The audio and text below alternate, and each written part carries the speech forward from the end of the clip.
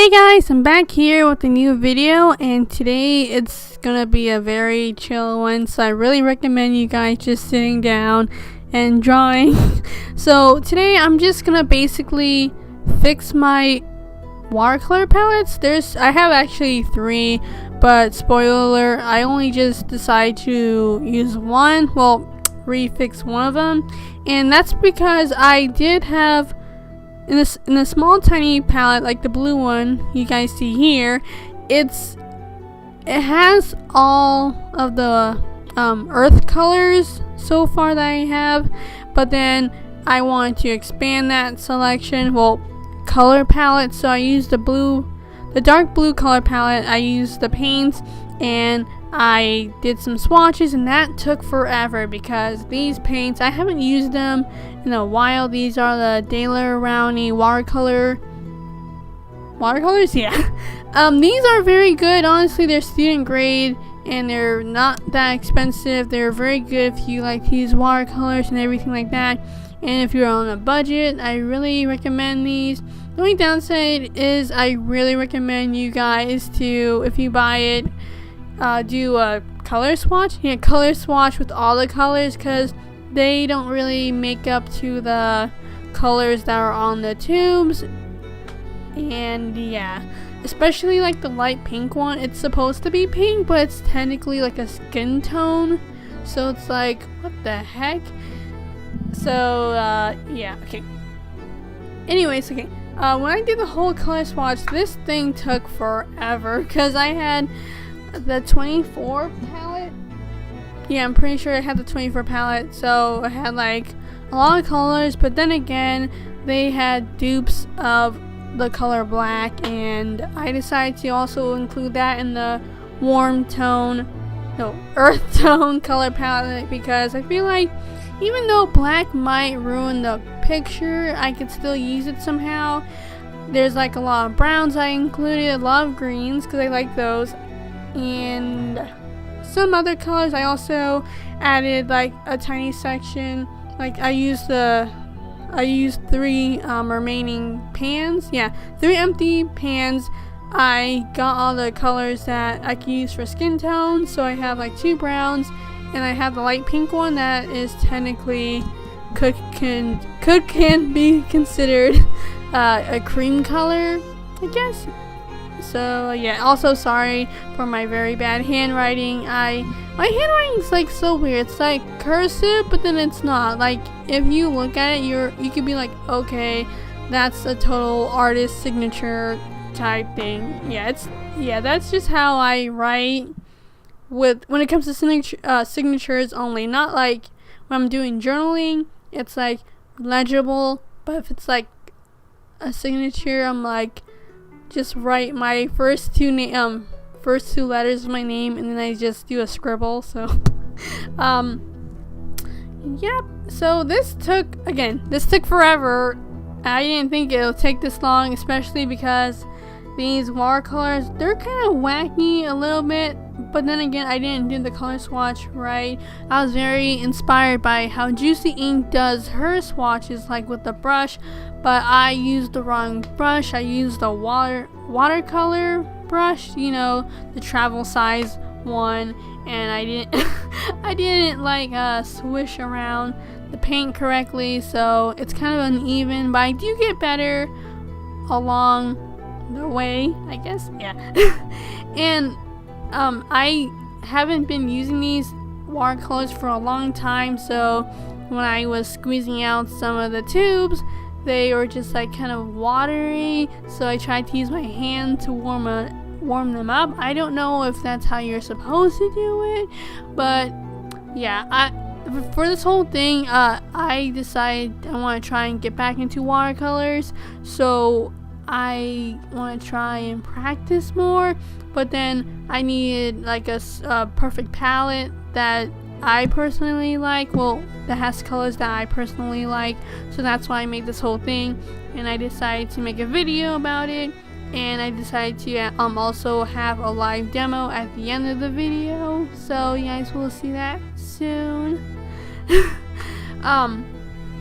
So yeah, also disclaimer, sorry if my watercolor palettes are horrendous and disgusting. I haven't used watercolors in a long time, so like I say a year, almost a few months. And again, it's because I'm not really that good with watercolors, and I sometimes make big projects, but I never like touch them. So I have like this Canson watercolor paper I use, and this just has like this weird drawing on it. I never get to it and everything. Also, I don't really like how these paints glide on the watercolor paper. They're good with the mixed media sketchbook from De La Rowney. Is that the brand? No, it's Canson. Yeah, Canson. Oh my gosh, whoops.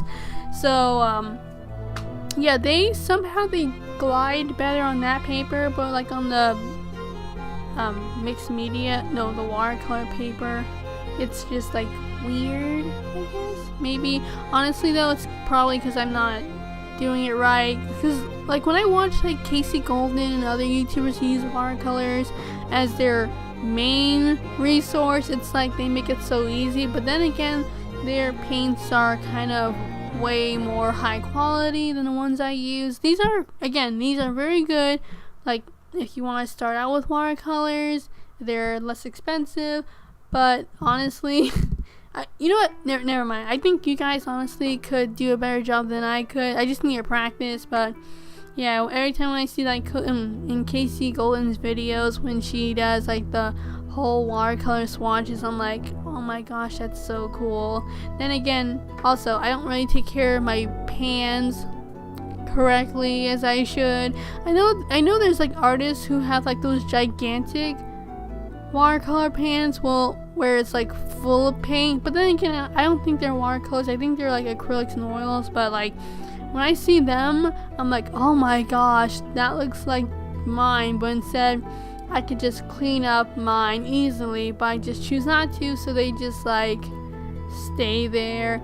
And like I tried when I was adding the colors on the palette, I made tiny dots, squeeze tiny dots of paint on each pan, only to make it better, because I remember last time when I keep adding more paint than I usually do, like a whole glob or something, they will just come off the palette and they will just go around everywhere. So I actually got this technique from Sue Chronicle. I still like watching her videos. I like watching her art and everything too.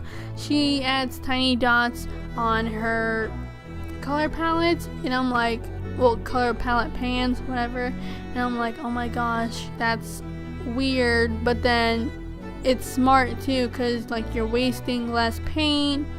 And yeah, also side note, you can tell how much I don't really take care of my watercolor paints, because there was some that the cap was so hard to take off. I had to use my teeth. only two. I had to do that. And there was this one time when I tried to uncap one of them. One of my hands were like hurting, and it was red, and yeah.